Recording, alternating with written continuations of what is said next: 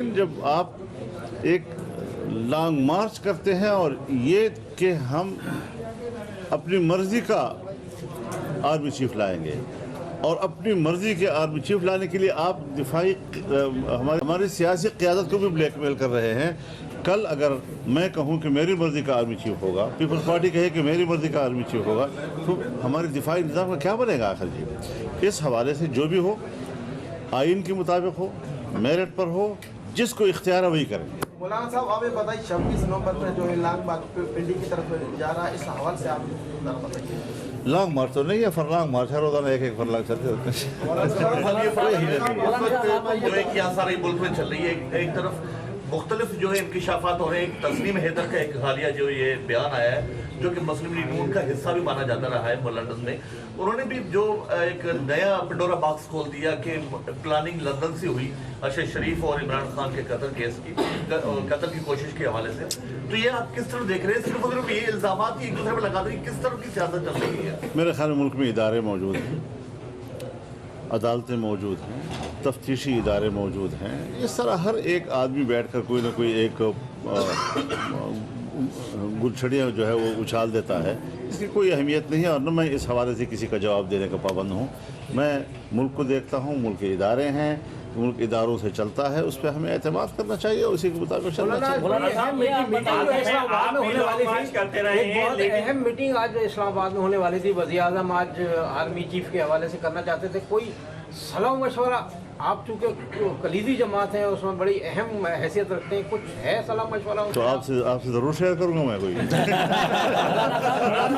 हमारी कोशिश तो होगी ना, आप कुछ बताएं। जब लॉन्ग मार्च कर रही है तो इस पे हुकूमत को क्यों एतराज़ हो रहा है? देखिए, आपने हमारा लॉन्ग मार्च देखा। मैं कराची से चला, सक्खर से गुजरा और फिर हम 4-5 दिन के अंदर इस्लामाबाद पहुँचे। फिर वहाँ 15 दिन हम रहे। न कोई रास्ते में ट्रैफिक बंद हुई, न कोई एक गमला टूटा, न कोई पत्ता टूटा। और आपने देखा कि उनको तो अदालत ने इजाज़त दी, अदालत की इजाज़त से उनकी जगह भी मुतय्यन हुई, लेकिन उसके बावजूद खिलाफ वर्जी करके वो ब्लू एरिया में गए, वहाँ आग लगाई, उन्होंने खिलाफ वर्जी की। तो जिनका पिछला रिकॉर्ड फसाद का है, घेराव जलाव का है, वहाँ इस्लामाबाद के अमन को तबाह करने का है, तो ज़ाहिर है फिर हुकूमत की जिम्मेदारी होती है कि वो शहरियों को अमन फराहम। मौलाना साहब, आप तो सियासतदान भी है, जिस तरह की अब आजकल सियासत हो रही है, कभी किसी की ऑडियो लीक हो रही है, कभी किसी की वीडियो लीक हो रही है, ये गंदी सियासत हो रही है, कब तक चलती रहेगी?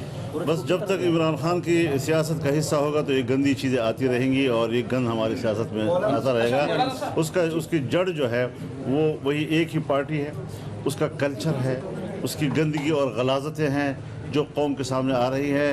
हम कम से कम इस किस्म की सियासत का न हिस्सा हैं, न हमारे अक़दार हैं, न हम किसी के ज़ाती ऐबों के पीछे लगते हैं।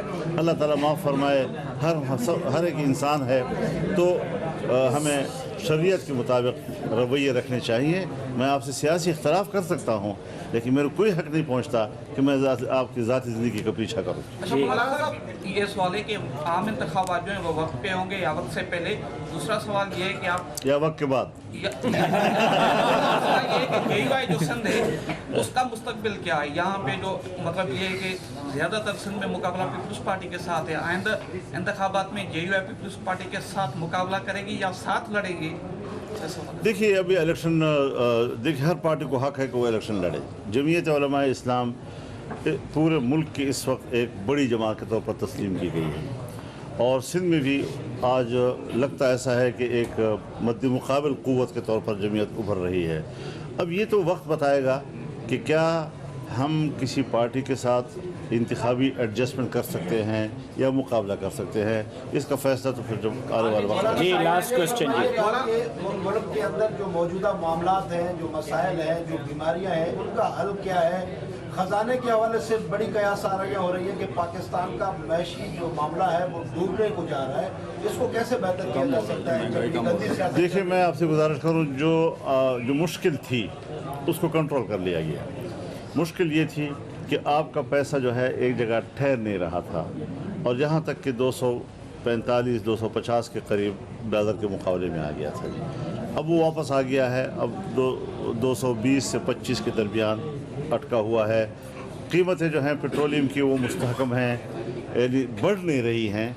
कुछ कम हुई हैं, कम होने के बाद एक जगह ठहर गई हैं और उसको इस्तेहकाम देने की कोशिश की जा रही है ताकि उसके बाद फिर उसको मज़ीद कम किया जा सके। बिजली का मसला है, उसके ऊपर इसको फोकस किया जा रहा है कि हम किसी तरीके से लोगों पर बिजली का जो बोझ है, उसकी बिलों का जो बोझ है, उसको कम करें। और फिर यह है कि इस वक्त जो आपके स्टेट बैंक है, हर चंद कि उन्होंने उसको IMF के हवाले किया, लेकिन जो पैसे रिज़र्व में वो छोड़ के गए थे उससे कई गुना इस वक्त इजाफा हो गया है उसके अंदर।